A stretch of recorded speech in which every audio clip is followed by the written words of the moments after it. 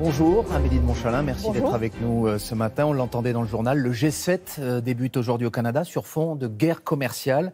Est-ce que vous attendez un front uni des pays européens face aux États-Unis de Donald Trump? Je l'attends et je l'espère. C'est-à-dire que si l'Europe n'est pas la première brique du multilatéralisme dont nous avons besoin dans notre monde pour gérer les conflits, les dissensions, les différences de vues, alors l'Europe n'est pas ce qu'elle est dans sa mission fondamentale. Donc évidemment, le président Macron se réunit avec les 4 Européens avant de rentrer au G7. Mais en la circonstance, il n'y a pas d'état d'âme à faire cause commune avec le nouveau Premier ministre italien qui est la tête d'une coalition avec l'extrême droite, avec la Grande-Bretagne post-Brexit, tous ensemble. Aujourd'hui, tous ces pays sont très clairs. La position des Américains et du président Trump sur notamment la guerre commerciale entre guillemets qui s'ouvre n'est pas la nôtre. L'Europe croit au commerce, elle croit au commerce responsable, elle croit à la réciprocité. Et donc, bien entendu, nous faisons cause commune. Alors néanmoins, cause commune peut-être, mais il y a aussi des dissensions à l'intérieur de la famille européenne. Angela Merkel, la chancelière allemande, qui est déjà en campagne pour les élections européennes, elle dit, et je sais que vous n'êtes pas d'accord, qu'il faut un budget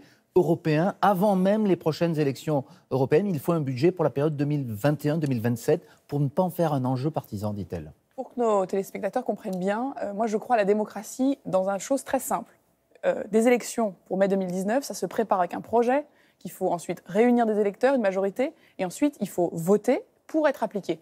Ce que nous dit Angela Merkel aujourd'hui, c'est la Commission européenne a fait une proposition de budget, dépêchons-nous pour le ficeler, le verrouiller, comme ça quand les Européens voteront, eh bien tout sera déjà prêt. Moi je pense que c'est la meilleure chose pour faire gagner les populistes. Soit on dit aux Européens, voilà, qu'est-ce que vous voulez que l'Europe fasse? Qu'est-ce qu'elle doit faire demain? Quels moyens elle doit se donner pour la sécurité, pour l'immigration, pour la culture, pour l'éducation, pour les transports, bref, ce qui fait l'Europe au quotidien.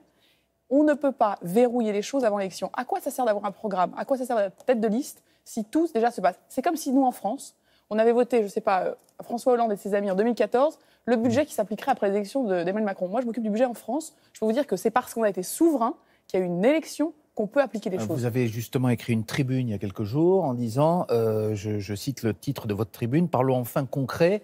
Et vous dites, on ne peut plus se contenter pour promouvoir l'Europe de dire l'Europe c'est la paix, ce sont des symboles. Mais aujourd'hui, est-ce que c'est ça qui explique l'euroscepticisme, voire l'europhobie qui monte dans beaucoup de pays? Les populistes, ils disent deux choses. Ils disent, regardez, tous ces discours sonnent creux, parce que regardez comment on n'est pas d'accord, comment finalement il y a des dissensions entre nous. Et puis ils disent aussi, l'Europe c'est une espèce de dictature technocratique, puisque tout se passe sans que vous choisissiez. Moi, je pense qu'il est essentiel aujourd'hui. Et est-ce que c'est vrai? Est-ce que c'est vrai? C'est pour ça qu'il faut absolument que ce budget pour 2021-2027, on le vote formellement après les élections. Que si la majorité dit, par exemple, on a une priorité. Par exemple, on veut vraiment mettre beaucoup plus de moyens sur Erasmus, les apprentis, la formation professionnelle. Eh bien, il faut qu'on puisse le faire après les élections. Sinon, à quoi ça sert d'avoir des élections? C'est pour ça qu'il y a une dissension très forte. Angela Merkel dit, verrouillons les choses, comme ça les élections, même si elles font gagner les populistes, n'auront pas d'impact. Moi, je dis, c'est la meilleure chose à faire, de la suivre. Vous le dites, Emmanuel Macron le dit aussi? Bien sûr qu'il le dit dans des cercles qui sont les siens. Moi, je le dis en tant qu'aussi responsable du budget en France. Je peux vous dire que nous ne pouvons pas transformer un pays si nous n'avons pas un mandat démocratique. La même chose s'applique en Europe. Tout autre sujet, est-il normal que pendant la campagne présidentielle, on l'a appris hier, Emmanuel Macron ait bénéficié de prix d'amis pour louer des salles à des conditions plus avantageuses que ses concurrents? Je ne sais pas si prix d'amis est le bon terme. C'est la commission des comptes de campagne qui a validé les comptes, peut réouvrir des choses si elle le souhaite. Des prix inférieurs à ceux proposés aux autres candidats, alors si vous préférez. Moi je n'en connais pas la nature. Je pense qu'il y a une chronique politique et une espèce d'un seul coup, là, on fait beaucoup de mousse sur quelque chose. Et je crois aux institutions. Il y a une commission des comptes de campagne, c'est à elle de statuer. Elle peut rouvrir un dossier si elle le juge nécessaire. Et entre-temps, gardons-nous, en tout cas pour moi, de faire des commentaires sur quelque chose dont je ne connais pas les détails et dont la légalité jusqu'à maintenant n'a pas posé problème. Mais ça ne jette pas une lumière différente quand même sur la façon dont Emmanuel Macron a mené campagne avec peut-être des moyens et finalement... Des moyens, je peux vous dire, moi j'ai mené ma campagne législative avec des moyens extrêmement réduits, avec extrêmement des choses très simples. Pas le président. Et beaucoup de bénévoles, puisque nous étions, je vous le rappelle, une campagne qui n'a bénéficié d'aucun argent public, contrairement à tous les partis installés et qui ont des subventions, etc. Les députés, en particulier ceux de La République En Marche, sont-ils épuisés au bord du burn-out, comme le dit François de Rugy, le président de l'Assemblée nationale? Le sujet, c'est pas la fatigue. Le sujet, c'est comment on examine des textes. Ce qui est extrêmement fatigant, c'est pas un sujet, la fatigue. C'est que vous siégez la nuit, le week-end, etc. Et vous savez qu'en fait, vous êtes là, pas parce que les débats sont intéressants, mais parce que vous répétez à l'infini des choses. Moi, sur le budget, je peux vous dire qu'il y a des thèmes, on en a parlé 5 fois. 5 fois entre la commission, l'hémicycle, deuxième lecture, commission, hémicycle, lecture définitive. Donc, ça montre qu'il faut absolument réformer la procédure, qu'on soit un Parlement efficace, rationnel. L'autre chose aussi qui est fatigante... Un Parlement chambre d'enregistrement, disent les détracteurs de ceux qui veulent réformer les institutions. Toutes les démocraties... Et supprimer, par exemple, réformer le droit aux amendements. Non, toutes les démocraties autour de nous ont des systèmes qui sont très démocratiques, mais où vous ne répétez pas les débats 2 fois, 3 fois, 4 fois. Il faut aller plus vite. Donc il faut aller plus vite. Il faut aussi avoir plus de données, plus d'expertise, qu'on soit beaucoup plus informé, qu'on ne soit pas obligé de courir en permanence pour avoir d'expertise qui soit ni celle des lobbies, ni celle de l'exécutif, qu'on puisse avoir un vrai regard indépendant. Et ça demande des moyens, d'où la réforme. Mais la réforme, elle va conduire néanmoins déjà à baisser le nombre de parlementaires, à baisser la possibilité de recourir aux amendements. Vous trouvez que c'est un bon signe de démocratie? Moi, ce que je pense que ce n'est pas une question de nombre. Quand on est député, notre rôle, c'est de faire des majorités. L'illusion du député tout seul qui, parce qu'il va présenter un bel amendement, va réformer la France, c'est une illusion. Nous ne sommes puissants que si nous formons des blocs. Pourquoi un député seul ne peut pas avoir son propre libre arbitre et proposer des amendements? Bien sûr qu'il peut proposer des amendements, mais son métier, ce qu'on doit faire au quotidien, c'est créer des majorités. Un amendement, il est voté que s'il a une majorité. Donc le but, c'est d'avoir vraiment, et je pense que vous y viendrez peut-être dans vos questions, un collectif. C'est tout notre sujet aujourd'hui, c'est comment on crée du collectif, comment on crée des blocs. L'exécutif, vous savez, c'est un bloc.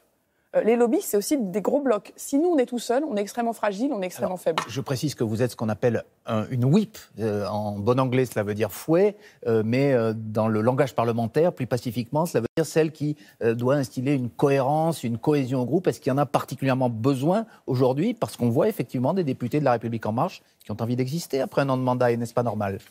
Vous parlez du collectif. L'existence personnelle, de se dire, voilà, j'ai un amendement, je vais y aller tout seul, c'est une illusion. Parce que tout seul dans l'hémicycle, vous n'êtes rien. Vous êtes quelqu'un si vous avez des gens qui vous soutiennent, si vous faites la majorité, si vous arrivez à imposer votre vue. Et vous n'imposez pas votre vue tout seul face au lobby, face à l'exécutif. Vous l'imposez parce que vous êtes un groupe, parce que vous pesez. Et ça, c'est extrêmement important. Parce que, vous savez, la belle écharpe tricolore, le fait de pouvoir poser des questions, c'est un peu le théâtre. Ce qui compte, c'est le travail de fond. C'est comment vous arrivez pour un projet. Certains peuvent dire qu'il ne faut pas qu'il y ait une tête qui dépasse. C'est une autre façon de lire ce que vous venez de dire. Ce qui est sûr, c'est qu'en interne, moi, mon rôle à la Commission des finances, c'est qu'on a beaucoup de débats entre nous. On cherche le point d'équilibre. Et je peux vous dire qu'une fois qu'on est sur le point d'équilibre, on est extrêmement fort parce qu'on est tous réunis. Dernière question, vous parliez vous-même des lobbies. Il y a une émotion qui ne retombe pas après le vote sur la loi sur l'alimentation, outre l'affaire du glyphosate qui reste autorisé. Pourquoi ne s'est-il pas trouvé une majorité à l'Assemblée nationale pour permettre les vidéos dans les abattoirs, pour interdire le broyage des poussins, la castration à vif des porcelets? Vous savez que ce sont des sujets qui créent beaucoup d'émotions dans l'opinion publique. Alors, il y a des choses qui ont été ouvertes par cette loi, il y a de l'expérimentation. Sur ces points précis, Madame de Montchalin. Sur ces points précis, moi j'étais dans l'hémicycle cet après-midi-là. Il faut aussi entendre la transition nécessaire. On ne peut pas faire les lois contre les gens qui doivent les appliquer. Moi, je suis convaincue, la loi, c'est l'opportunité de faire différemment et vous devez accompagner le mouvement. On ne peut pas décider de la fin du broyage des poussins, par exemple. Les filières travaillent, c'est un sujet qui est compliqué. Aujourd'hui, en conscience, nous avons considéré que ce n'était pas notre rôle aujourd'hui d'imposer quelque chose à ceux dont c'est le métier de le faire. Il y a beaucoup de plans de filière. On peut parler des poules pondeuses sur lesquelles la filière s'engage. Il y a des choses qui sont extrêmement importantes. Là, j'en reviens à notre méthode. C'est l'évaluation. C'est-à-dire de dire, voilà, on pose des choses dans la loi, vous nous dites que vous allez changer vos pratiques, on évalue et on verra s'il y a besoin d'une loi après. Eh bien, on a entendu vos arguments. Merci beaucoup, Amélie de Montchalin. Laurent, c'est à vous. Très bonne journée. Merci, très belle journée à tous les deux.